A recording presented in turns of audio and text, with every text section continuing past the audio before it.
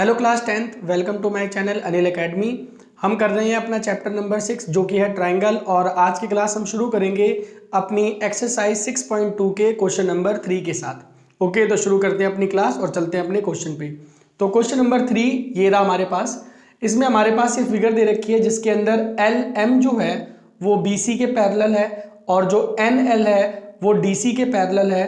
हमें प्रूफ करना है कि ए एम अपॉन में ए बी का रेशो बराबर होगा ए एन अपॉन में ए डी के रेशो के। ओके, काफी अच्छा क्वेश्चन है। कैसे करेंगे इसको सॉल्व, तो चलते हैं अपने क्वेश्चन पर। तो सबसे पहले हम चलते हैं इसके प्रूफ पे। हिंदी में क्या बोलते हैं इसको, प्रमाण। तो क्या करते हैं, हम ट्राइंगल लेते हैं A B C. In triangle A B C मतलब त्रिभुज ए बी सी में हमारे पास जो एल एम है ये पैरेलल है किसके, बी सी के। हमारी ये साइड इस साइड के क्या है, पैरेलल है। तो हमने बीपीटी थ्योरम पढ़ी है, बेसिक प्रोपोर्शनलिटी थ्योरम, जो क्या कहती है, अगर किसी ट्राइंगल में दो साइड को काटने वाली लाइन तीसरी वाली साइड के पैरेलल होती है तो रेशो हमारा क्या होता है, इक्वल होता है। तो आपने क्या किया, यूजिंग बीपीटी थ्योरम, बीपीटी प्रमेय द्वारा क्या हो जाएगा, हमारा रेशियो बराबर हो जाएगा। मतलब ए एम अपॉन में M B is equal to हो जाएगा ए एल अपॉन में एल सी। ये हो गई आपकी इक्वेशन नंबर फर्स्ट। क्लियर है। अब हम चलते हैं नीचे वाले ट्राइंगल।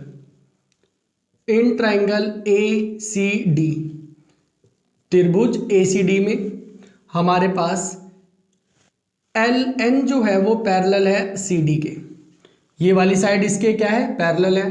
तो अगेन यूजिंग बीपीटी थ्योरम,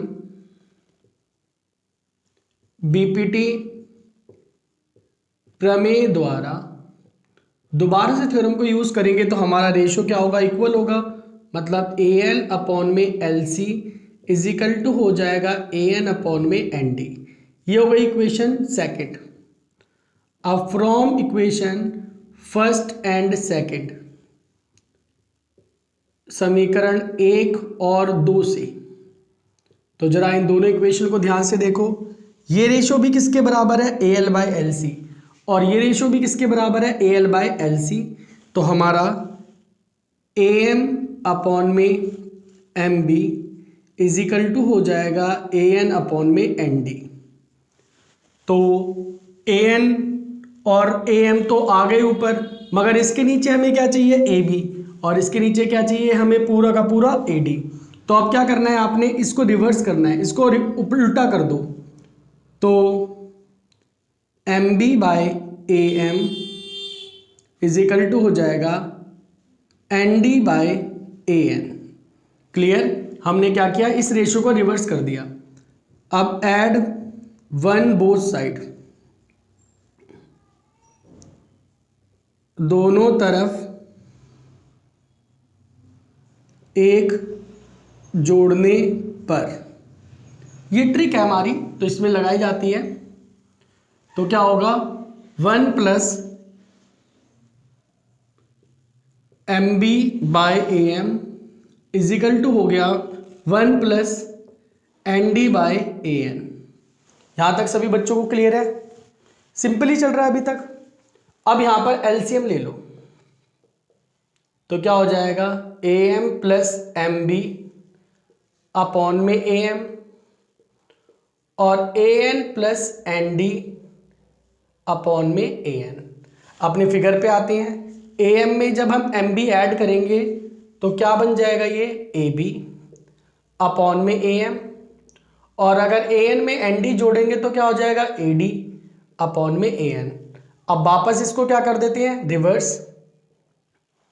तो ए एम अपॉन में A B is equal to हो गया ए एन अपॉन में ए डी, और यही था हमारा प्रूफ।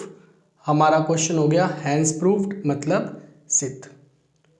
तो ये था हमारा क्वेश्चन नंबर 3। बिल्कुल सिंपल सा है। बीपीटी थ्योरम जो हमने पढ़ी है उस थ्योरम का इसमें हम यूज करेंगे और सिंपली तरीके से आपका ये सॉल्व हो जाएगा। तो एक बार दोबारा देख लो। सबसे पहले आपने ए बी सी ट्राइंगल लिया, ये साइड हमारे इसके पैरेलल है, हमने बीपीटी थ्योरम लगाई तो ए एम अपॉन में M B, A L upon में एल सी के क्या हो गया इक्वल। सिमिलरली नीचे ए सी डी ट्राइंगल में आए, हमारी ये साइड इस साइड के पैरेलल है, हमने बीपीटी थ्योरम लगाई तो हमारा रेशियो क्या होगा इक्वल होगा, हमारे पास इक्वेशन नंबर सेकंड आ गई। अब इन दोनों इक्वेशन को अगर हम ध्यान से देखें तो ये भी ए एल अपॉन में एल सी के बराबर है और ये भी ए एल अपॉन में एल सी के बराबर है, तो इन दोनों इक्वेशन को कंपेयर किया तो हमारा ए एम अपॉन में एम बी रेशियो किसके बराबर आ गया, ए एन अपॉन में एन डी रेशियो के।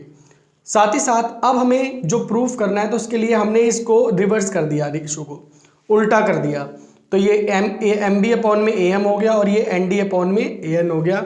दोनों साइड ऐड कर दिया 1 जैसा दिख ही रहा है, एलसीएम लिया और हमारा रिक्वायर्ड रिजल्ट आ गया। जैसा हमें प्रूफ करना है उसके लिए हमने दोबारा रेशियो को, अपनी इस फ्रैक्शन को, भिन्न को उल्टा कर दिया और ये हो गया हमारा इसका रिक्वायर्ड प्रूफ। ओके जी बच्चों, क्लियर। तो सिंपल सा क्वेश्चन था, ये था हमारा क्वेश्चन नंबर 3।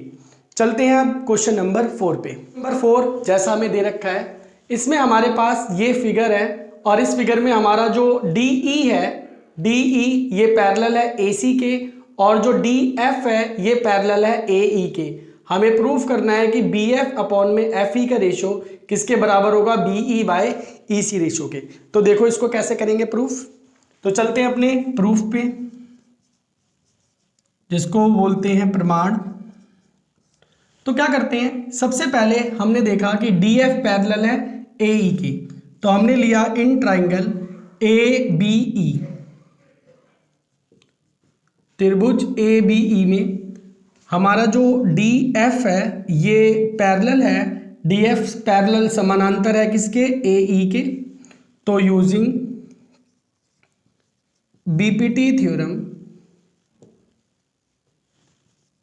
बीपीटी प्रमेय द्वारा क्या हो जाएगा, अगर इस ट्राइंगल के अंदर ABE हमारा ट्राइंगल है और DF AE के क्या है, पैरेलल है, तो हमारा BD बाय AD का रेशो, BD बाय DA का रेशो बराबर हो जाएगा BF अपॉन में FE, BF अपॉन में FE। This is equation first. अब चलते हैं इन ट्राइंगल ABC, बड़े वाले ट्राइंगल ABC के अंदर हमने क्या देखा, जो DE है ये पैरेलल है AC के। तो दोबारा से यूजिंग बीपीटी थ्योरम, बीपीटी प्रमेय द्वारा क्या हो जाएगा, ABC ट्राइंगल है और DE पैरेलल है AC के, तो हमारा BD बाय DA का रेशो किसके बराबर हो जाएगा, BE by EC, BE by EC। Equation second. बस from equation first and second, समीकरण 1 और 2 से BD बाय DA किसके बराबर है, BF बाय FE के, और BD बाय DA का रेशियो किसके बराबर है, BE बाय EC के।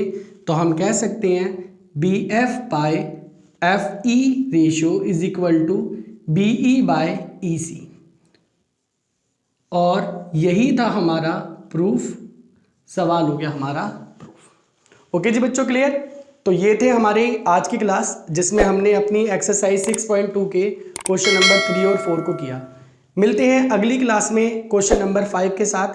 तब तक के लिए सभी बच्चों को बाय।